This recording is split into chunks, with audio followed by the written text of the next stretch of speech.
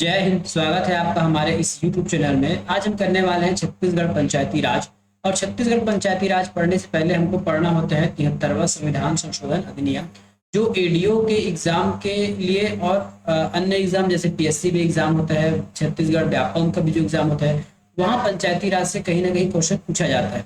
साथ में आपका जो एडीओ का पेपर होने वाला है 2023 में, उसमें भी आपका ये 30 नंबर का प्रश्न पूछेगा पंचायती राज में। ठीक है, इससे पहले हमने समितियों के बारे में चर्चा किया था। आज हम 73वें संविधान संशोधन को समझेंगे।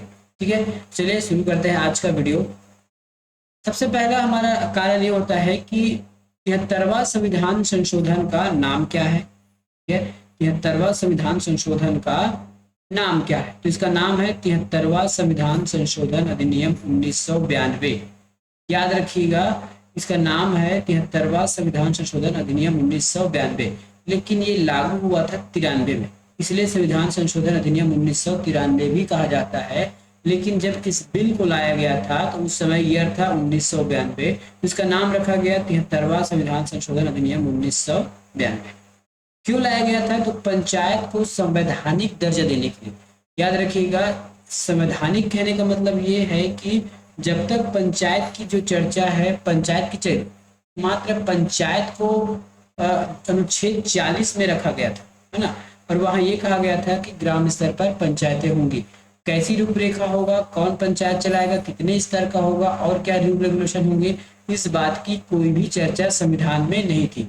तो पंचायत राज को विस्तृत रूप प्रदान करने के लिए 73वां संविधान संशोधन अधिनियम लाया गया। ठीक है, मेनली क्यों लाया गया? क्योंकि पंचायत को संवैधानिक दर्जा देना था, इसलिए 73वां संविधान संशोधन लाया गया। 20 अप्रैल 1993 को राष्ट्रपति किसको स्वीकृति मिली थी? ठीक है, 20 अप्रैल 1993 को राष्ट्रपति के द्वारा इसको स्वीकृति प्राप्त हुआ। राजपत्र में प्रकाशन कब हुआ? तो 24 अप्रैल और 1993 को। देखिए, साइन हुआ 20 अप्रैल को 1993 में और राष्ट्रपति ने साइन किया। राजपत्र में प्रकाशन हुआ, जिसको हम कहते हैं गजट, वो है 24 अप्रैल 1993 को। तो हमारा 24 अप्रैल को ही दिन हम पंचायती राज दिवस भी मनाते हैं ना। प्रश्न अगर पूछा जाए पुट में तो याद रखिएगा, पंचायती राज दिवस मनाया जाता है 24 अप्रैल को। क्यों? क्योंकि वो उसी दिन, देखिए जिस दिन साइन हुआ उस दिन नहीं, जिस दिन वो गजट में प्रकाशन हुआ उस दिन से, राजपत्र में प्रकाशन के दिन से हम उसको पंचायती राज को दिवस मनाते हैं। अब परिभाषा देख लीजिए। पंचायती राज संस्थाओं की त्रिस्तरीय व्यवस्था को सरकार की शासन व्यवस्था के तीसरे स्तर रूप में दिया जाए। अब तीसरे स्तर का मतलब क्या हो गया?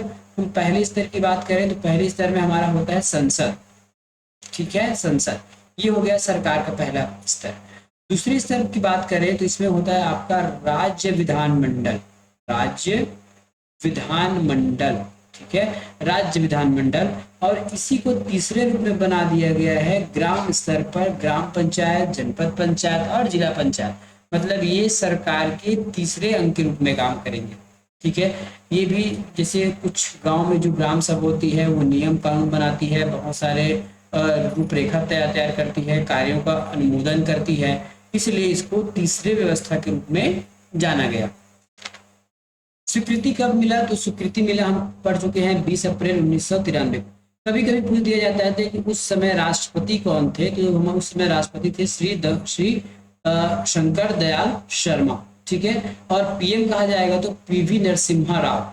याद रखिएगा, 73वां संविधान संशोधन के समय हमारे राष्ट्रपति थे शंकर दयाल शर्मा और प्रधानमंत्री थे पीवी नरसिम्हा राव। प्रकाशित कब हुआ?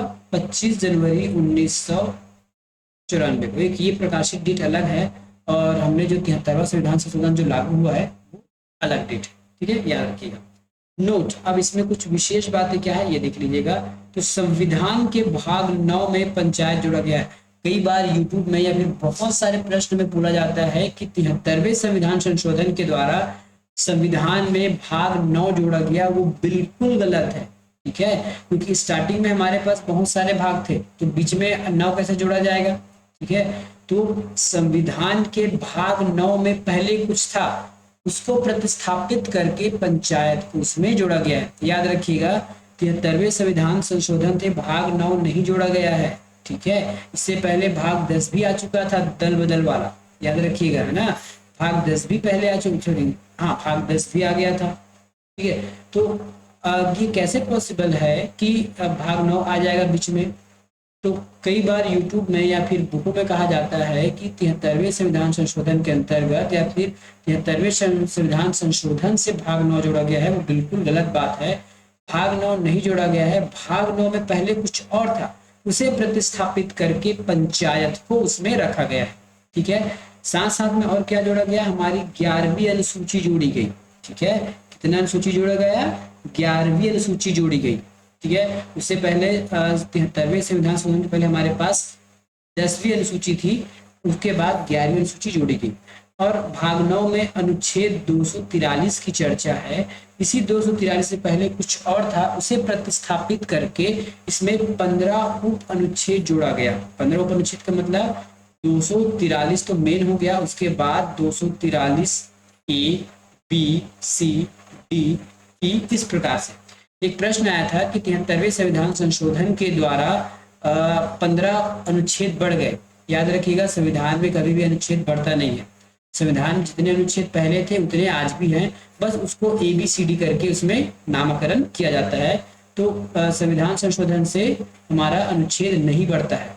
ठीक है, संविधान संशोधन से हमारा अनुच्छेद नहीं बढ़ता है, केवल उप अनुच्छेद बढ़ते हैं। अब इस 11वीं अनुसूची में कितने विषय रखे गए हैं, 29 विषय रखे गए हैं, जो हम आगे चर्चा करेंगे कि पंचायतों को किस किस विषय में काम करना है। ठीक है, तो यदि ग्राम पंचायत बनाया गया, देखिए यदि कोई गवर्नमेंट बनाई जा रही है तो उस गवर्नमेंट को बताना भी पड़ेगा ना कि वो क्या क्या काम करने वाली है। तो यदि हम पंचायती राज को तीसरे अंग के रूप में देख रहे हैं शासन का, तो उनको भी बताना पड़ेगा कि आपके पास 29 विषय हैं, आप इन विषयों पर काम करेंगे। ठीक है, अब देखिए क्यों की बारी आई है, फिर से क्यों आ गया कि पंचायती राज को फिर क्यों ला गया है। तो गांव की पंचायतों को स्वशासन की इकाई बनाने हेतु यह चुनाव बनाने के लिए, ठीक है, गांव की पंचायतों को स्वशासन इकाई बनाने के लिए सबसे पहले क्या होता था, मान लेते हैं ये गांव है। ठीक है, ये गांव है, ये गांव। तो यहाँ जब पंचायत लागू नहीं हुआ था तो उसमें बहुत सारे योजना चलते थे कि गांव में सड़क चाहिए, बिजली चाहिए, पानी चाहिए, क्या चाहिए, इसके लिए एक अधिकारी तय करता था। लेकिन पंचायत राज से क्या हुआ कि ग्रामीणों को पावर दे दिया गया। ग्रामीणों को पावर इन सेंस कहने का मतलब है किनको, ग्राम सभा। आगे हम ग्राम सभा के बारे में चर्चा करेंगे, ग्राम सभा क्या है और कितनी पावरफुल है। तो ग्राम सभा गांव के लोगों की ही एक समिति होती है, एक पूरा मतलब वैसे व्यक्ति जिनका 18 वर्ष प्राप्त कर लिया और उनका निर्वाचन सूची में उसका नाम दर्ज हो गया है, वो ग्राम सभा के सदस्य कहलाते हैं। वो ग्राम सभा के लोग तय करते हैं कि शासन से जो पैसा प्राप्त हुआ है उस पैसे को कहाँ खर्च करना है, कहाँ नाली बनवानी है, कहाँ लाइट लगवानी है, कहाँ सड़क की आवश्यकता है, कहाँ गड्ढे पाटने हैं, कहाँ कुएं खोदने हैं, ये सब चीज अब गांव वाले करते थे। ठीक है, भले ही पैसा देगा शासन। पहले क्या होता था, जब पंचायत नहीं था तो जो भी योजना बनती थी वो उच्च स्तर पर बनती थी। जो व्यक्ति गांव को घूमा नहीं है, जो व्यक्ति गांव गया नहीं है, न वो कभी उस गांव के बारे में जानता है कि उस गांव में वास्तविक में क्या आवश्यकता है ना। गांव में जैसे आप यदि गांव में रहते तो आपको पता है कि आपके गांव में क्या आवश्यकता है, स्कूल बनाना है, रोड बनाने हैं, सड़कें बनाने हैं, वृक्षारोपण करना है, लाइटें लगवानी है, नालियां बनवानी है, ये एक गांव की सामान्य जनता को पता होता है ना। पंचायत लागू नहीं हुआ था, इससे पहले जो अधिकारी फाइल में लिख के भेज दिए वही काम हो रहा था। इसलिए पंचायत को तीसरे अंक के रूप में माना जाता है कि ग्राम पंचायत के जो लोग हैं, है ना, ग्राम सभा के जो लोग हैं वो कार्यों को अनुमोदन करते हैं, शासन से पैसा मिलता है और वो उस पैसे को नियमानुसार योजना बना के खर्च करते हैं। यही काम यहाँ कहा गया है कि गांव की पंचायतों को स्वशासन की इकाई बनाना, मतलब अपने ही ऊपर उनको शासन करना है, किसी दूसरे के शासन उनको नहीं झेलना है या फिर किसी दूसरे का बनाया हुआ नियम उसको पालन नहीं करना है ना।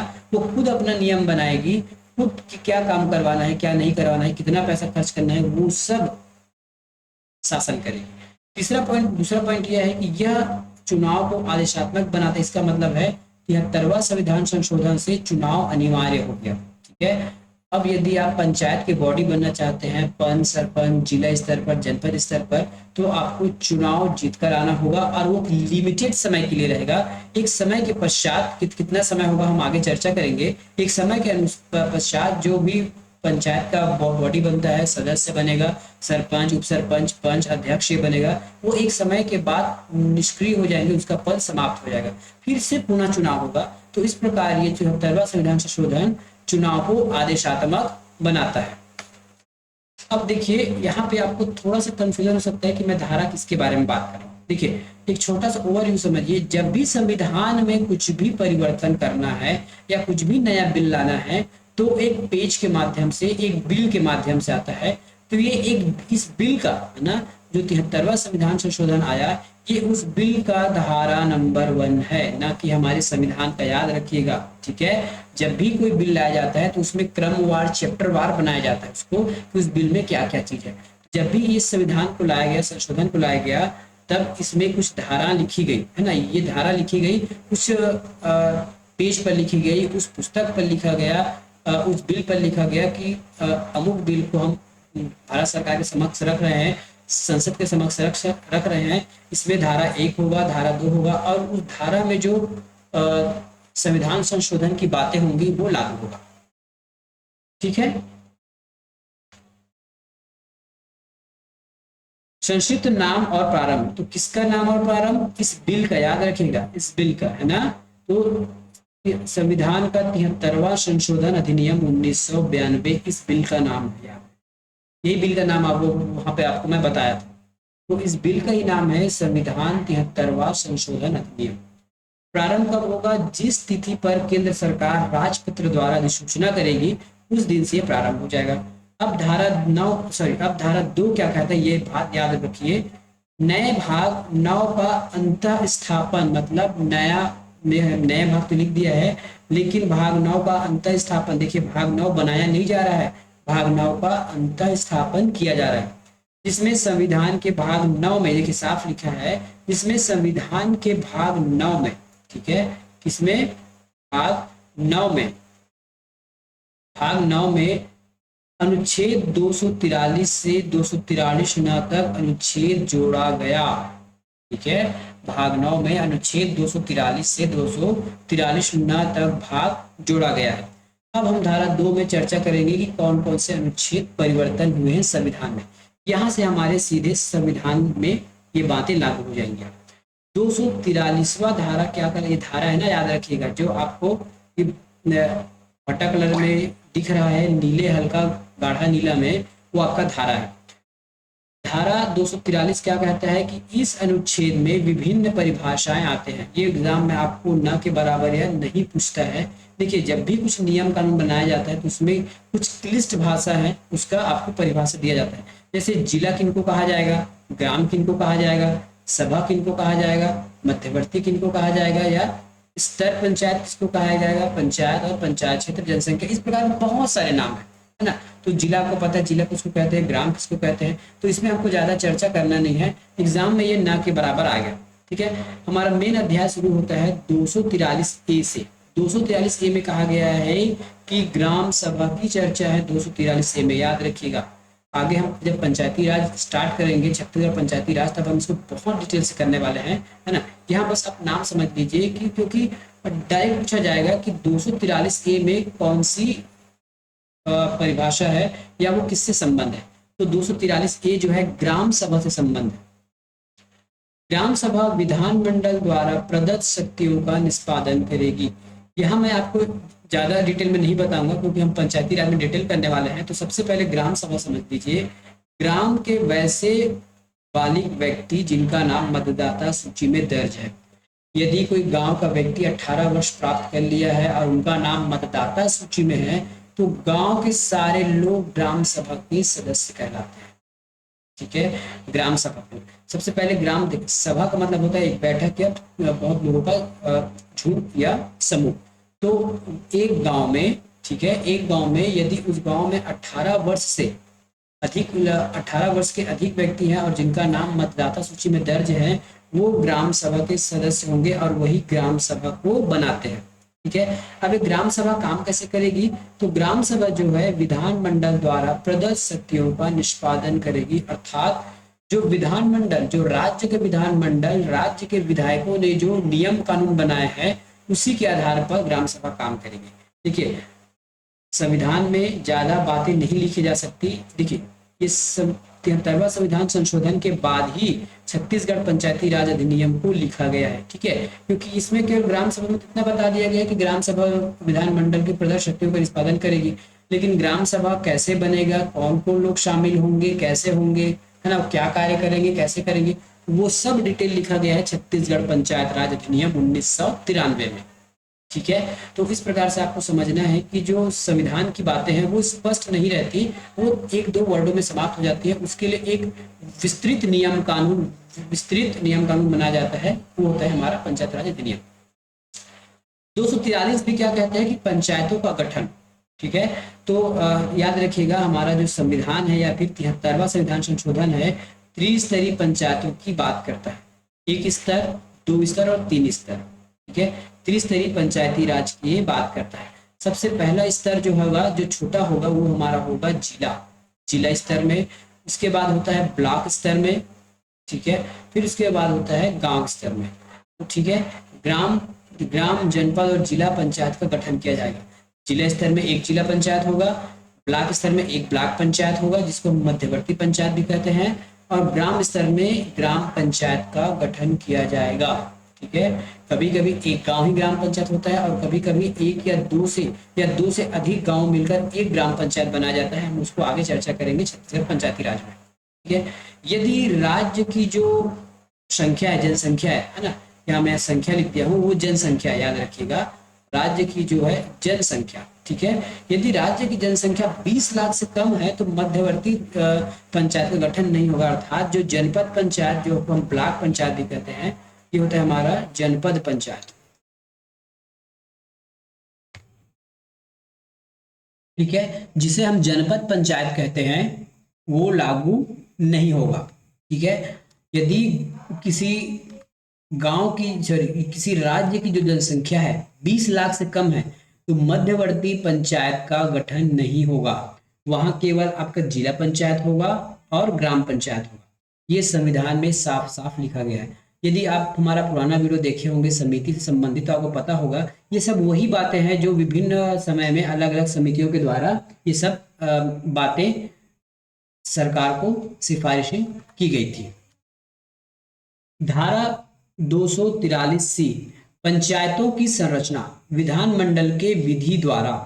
ये देखिए, अभी तक हमने क्या कहा कि ग्राम सभा होगा, ठीक है। अभी तक हमने क्या कहा कि एक ग्राम सभा होगा, ग्राम सभा के बाद हमने पंचायतें बना दी, ठीक है। अब पंचायतों की संरचना कैसा होगा कि उस पंचायत में कितने लोग रहेंगे, सरपंच कितने रहेगा, उप सरपंच कितने रहेंगे, पंचायतें क्या होगी, किन किन जातियों को वहां संरक्षण दिया जाएगा, किन किन जातियों को वहां चुनाव लड़ाया जाएगा, ये सब कहलाता है संरचना, ठीक है।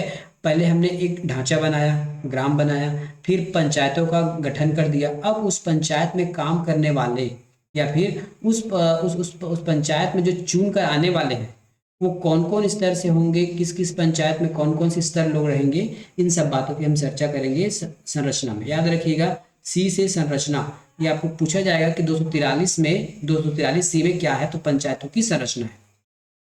निर्वाचन सीट का जो अनुपात है संपूर्ण राज्य में एक समान होगा, ठीक है। निर्वाचन सीट होगा, जैसे जिला पंचायत का जो निर्वाचन होता है, जिला पंचायत में अध्यक्ष होते हैं पूरे राज्य। जैसे हमारे छत्तीसगढ़ के बारे में बात करें तो हमारे पास 33 जिला है। अब इस 33 जिला में 33 जिला अध्यक्ष होगा, तो उनका जो अनुपात है, निर्वाचन सीट का जो अनुपात है, वो एक समान होगा, यही कहा गया है। प्रत्यक्ष निर्वाचन से पदों पर भरा जाना, ठीक है। प्रत्यक्ष निर्वाचन से ही पदों में भरा जाएगा, मतलब अप्रत्यक्ष निर्वाचन इसमें नहीं होगा। क्षेत्रों को जनसंख्या के आधार पर बांटा जाएगा। यदि हम ये राज्य की, यदि हम इस छत्तीसगढ़ सरकार की बात करें तो यहाँ पे जितने जिले हैं ये इस प्रकार, तो इनको एक लिमिटेड जनसंख्या, एक गांव को, एक क्षेत्र को, एक जिला पंचायत को एक जनसंख्या के अनुपात में बांटा जाएगा, मतलब कहीं कम ना ज्यादा। ये देखिए 19-20 हो सकता है, ठीक है, 19-20 हो सकता है, लेकिन इससे ज्यादा फर्क नहीं होना चाहिए। ग्राम स्तर के सभापतियों का, अब याद रखिए, जो ग्राम स्तर के सभापति का मतलब होता है सरपंच, ठीक है। सरपंच का जनपद या जिला स्तर के पंचायतों में प्रतिनिधित्व करना। जैसे हमारे छत्तीसगढ़ पंचायत में है, प्रत्येक वर्ष पूरे गांव का 20% है ना, पूरे गांव के पूरे सरपंच का 20% सरपंच 1 साल के लिए जनपद पंचायत में एज अ सदस्य के रूप में काम करते हैं। ठीक है, आगे हम चर्चा करेंगे, आगे पढ़ेंगे तब। ग्राम स्तर के सभापति मतलब ग्राम स्तर के सरपंचों का जनपद स्तर में उनका प्रतिनिधित्व रहेगा। यदि इनकेस जनपद पंचायत उस जिले में नहीं है, उस राज्य में नहीं है, तब की स्थिति में जो सरपंच है हमारे जिला स्तर के पंचायत में अपना प्रतिनिधित्व करेंगे। ठीक है, अब समझिए कि जनपद पंचायत के जो सभापति हैं, जो अध्यक्ष हैं, वो जिला स्तर की पंचायतों में अपना प्रतिनिधित्व करेंगे। ठीक है, जब हम आगे पढ़ेंगे तो बताएंगे कि जिला पंचायत का संरचना कैसे होता है। ठीक है, तो जनपद पंचायत के जितने भी अध्यक्ष रहेंगे वो अपना जिला स्तर पर अपना प्रतिनिधित्व करेंगे। ठीक है, जिला स्तर में कौन होता है?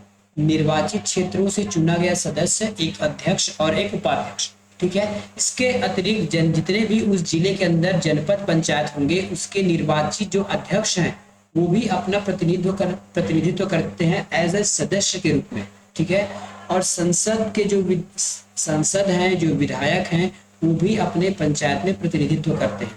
ठीक है, जो संसद है और पंचायत संसद है या विधानमंडल के विधायक है वो भी पंचायतों में अपना प्रतिनिधित्व करते हैं या खुद आते हैं या किसी प्रतिनिधि को वहां पे बैठक में भेजते हैं।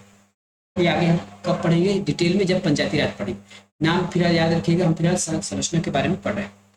ग्राम स्तर के सभापति का निर्वाचन का जो तरीका है वो विधानमंडल तय करेगा। याद रखिए, बहुत अनिवार्य चीज है। ठीक है, यदि ग्राम स्तर के सभापति का निर्वाचन कहने का मतलब है सरपंचों का निर्वाचन। ठीक है, सरपंचों का जो निर्वाचन है वो विधानमंडल तय करेगा। इसका मतलब अभी क्या है, अभी हमारे छत्तीसगढ़ में क्या लागू है कि सरपंचों का जो निर्वाचन है होता कैसे है। फिलहाल जो है हमारे सरपंचों का जो निर्वाचन है गांव के लोगों के द्वारा होता है प्रत्यक्ष रूप से। जितने गांव की जनसंख्या होगी, जितना गांव में मतदाता होगा, वो अपनी सरपंचों को चुनता है। लेकिन यदि विधानमंडल चाहे, ये बीच में बात आ रहा था कि अब सरपंचों का चुनाव चुने हुए पंचों के माध्यम से किया जाएगा, ऐसा सुनने में आ रहा था, लेकिन वो लागू नहीं हुआ। ठीक है, याद रखिएगा, ऐसा केवल सुनने में आया था लेकिन ऐसा लागू नहीं हुआ था। लेकिन यदि कोई राज्य सरकार चाहे, ठीक है, लेकिन यदि कोई राज्य सरकार चाहे तो वो इस नियम को बदलाव कर सकती है। ठीक है, यदि कोई राज्य सरकार चाहे तो वो इस नियम को बदलाव कर सकती है। इस नियम में बदलाव करके क्या करेगी कि पंच को पहले ग्राम वाले लोग चुनेंगे, वार्ड वाले चुनेंगे और उन्हीं निर्वाचित पंचों में से सरपंच को चुना जाएगा। लेकिन ये पावर किसके पास है? विधानमंडल, राज्य के विधानमंडल के पास। चाहे तो वो चेंज कर सकती है, संविधान में उनको पूरा छूट देके रखा है। जनपद जिला पंचायत के सभापति उसके निर्वाचित सदस्यों के द्वारा निर्वाचित होगा, ये स्पष्ट है। ये अभी भी होता है, जनपद या जिला क्षेत्र में पूरे सदस्य चुन के आते हैं और वही सदस्य अपने में से किसी एक को सभापति चुनेंगे जिसको हम अध्यक्ष कहते हैं, और एक उपाध्यक्ष चुनते हैं जिसे उप सभापति कहा जा सकता है। ठीक है, तो ये था हमारा संरचना। बहुत ध्यान से पढ़िएगा, कौन सा क्वेश्चन कुछ से बन जाए कुछ भी पता नहीं चलता आजकल के लिए। अब कहा गया है 243 डी स्थानों का आरक्षण। अभी हमने जितना पढ़ा है ना, अध्यक्ष उपाध्यक्ष ना, अध्यक्ष उपाध्यक्ष, उन सबका आरक्षण होता है। ठीक है, या फिर किस सीट से कितने महिला होंगी, कौन एसटी एससी सीट होगा, क्या होगा, इन सब का आरक्षण होता है। तो वो बताया गया है हमको 243 डी में। याद रखिएगा, डी फॉर डिवीजन या फिर डिवाइड, ऐसा याद कर लीजिए। आरक्षण को मैं हमेशा डिवाइड से याद करता हूँ, मे भी आप ऐसे याद कर सकते हैं कि 243 डी फॉर अलग करना, डिवाइड करना, और आरक्षण डिवाइड करता है। एससी एसटी हेतु उनके जनसंख्या के अनुपात में, ठीक है, चक्रानुक्रम अनुपात, इस पूरे लाइन को ध्यान से पढ़िएगा। एसटी एससी के केस में कितना प्रतिशत छूट देना है ये कहा नहीं गया है। ये कहा गया है कि उस क्षेत्र में जितना भी एसटी एससी निवास करते होंगे, है ना, उस क्षेत्र के टोटल जनसंख्या में 2%, 10%, 20%, 40%, जितना भी जनसंख्या वहां पर वो प्रतिनिधित्व करते हैं उसके अनुसार से उनका अनुपात में उनको सीट बांटा जाएगा। और ये चक्रानुक्रम होगा, मतलब बदल बदल का। मान लेते हैं कि क्षेत्र क्रमांक 1 में 1 साल आ गया एससी, तो अगले वर्ष ये एससी भी हो सकता है, एसटी भी हो सकता है और ये जनरल भी हो सकता है। इसी को हम कहते हैं चक्रानुक्रम। यदि एक साल यदि 1 में एससी आ गया तो कोई जरूरी नहीं है कि हर साल वो एससी ही रहेगा। वो नियमानुसार बदला जा सकता है। SC ST आरक्षित स्थान हो गया, उसमें महिला को 1/3% या फिर 1/3 सीट महिला हेतु आरक्षित होगा। जितना भी सीट आरक्षित होगा उसका 33% कहा जाए या 1/3 सीट कहा जाए, वो महिलाओं के लिए आरक्षित होगा। छत्तीसगढ़ में याद रखिएगा वे 1/2 है। हमारे यहाँ 50% आरक्षित कर दिया गया है हमारे यहाँ। लेकिन संविधान में क्या लिखा है, 1/3% सीट अनिवार्य होगा आरक्षण के रूप में। पंचायतों के जो सभापति का पद जो है ST SC महिला और उनके जनसंख्या के अनुपात में होगा। देखिए अभी हमने जो लिखा है ना ST SC ऊपर वाला, ये सदस्यों के लिए कैसा बनाऊं, मान लेते हैं ये हमारा जिला क्षेत्र है या जनपद का क्षेत्र है, मान लेते हैं यहाँ हमारे 25 सीट है ना, इस जनसंख्या का 25 सीट है, तो इस 25 सीट में कोई ST होगा, कोई SC होगा, कोई OBC होगा, कोई जनरल होगा, इस प्रकार से।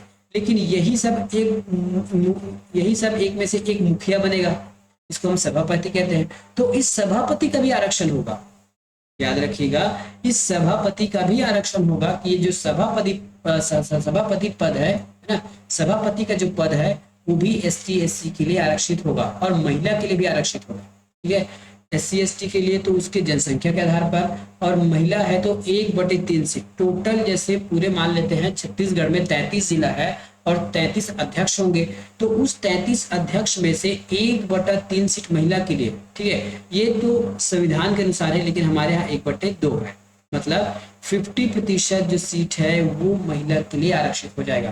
पहले तो ST SC के लिए होगा, उसके बाद महिला के लिए वो आरक्षित हो जाएगा। अब देखिए कि आरक्षण कब तक होगा। संविधान के अनुच्छेद 334 के अनुसार वर्ष 2030 तक, ठीक है, अनुच्छेद 2034 के अनुसार 2030 तक जो है ये आरक्षण का मामला रहेगा, आरक्षण इसमें लागू रहेगा। अब देखिए आरक्षण में कुछ इतिहास देख लीजिए। संविधान द्वारा ये जब संविधान बना तो केवल 1960 तक के लिए आरक्षण को रखा गया था, है ना, कि 1960 के बाद आरक्षण को खत्म कर दिया जाएगा, उसके बाद कोई ST SC कोई OBC नहीं रहेगा, सभी लोग एक समान रहेंगे। लेकिन सरकार आती गई अपना वर्चस्व बनाने के लिए, लोगों को खुश करने के लिए, या फिर समसामयिक दृष्टिकोण से उस समय के वातावरण के हिसाब इसको बढ़ाया गया। जब ये 70 की बात आई है ना, 8वां संविधान संशोधन में इसको 1970 तक बढ़ा दिया गया, 23 में 1980 तक बढ़ा दिया गया, फिर 1990, 2000, 2010, 2020 और लास्ट में 2030 तक 101वां संशोधन के अनुसार 2030 तक इसको बढ़ा दिया गया है। मतलब 2030 तक संविधान में ST SC के लिए आरक्षण की बात होगी और रहेगा। संविधान में अन्य पिछड़ा वर्ग हेतु कोई आरक्षण की बात नहीं कहा गया है, इस सब स्पष्ट है, याद रखिएगा, इसमें कंफ्यूजन मत पालिएगा कि संविधान में ST SC के लिए किसी भी प्रकार की आरक्षण की बात नहीं कही गई है। ठीक है, तो आज की वीडियो में इतना ही, इसके बाद मिलेंगे नेक्स्ट वीडियो में, तब तक के लिए धन्यवाद। यदि वीडियो को क्वालिटी पसंद आ रहा है, वीडियो को कंटेंट पसंद आ रहा है, तो जरूर चैनल को सब्सक्राइब कीजिए और वीडियो को लाइक कीजिएगा। मिलेंगे नेक्स्ट वीडियो में, धन्यवाद।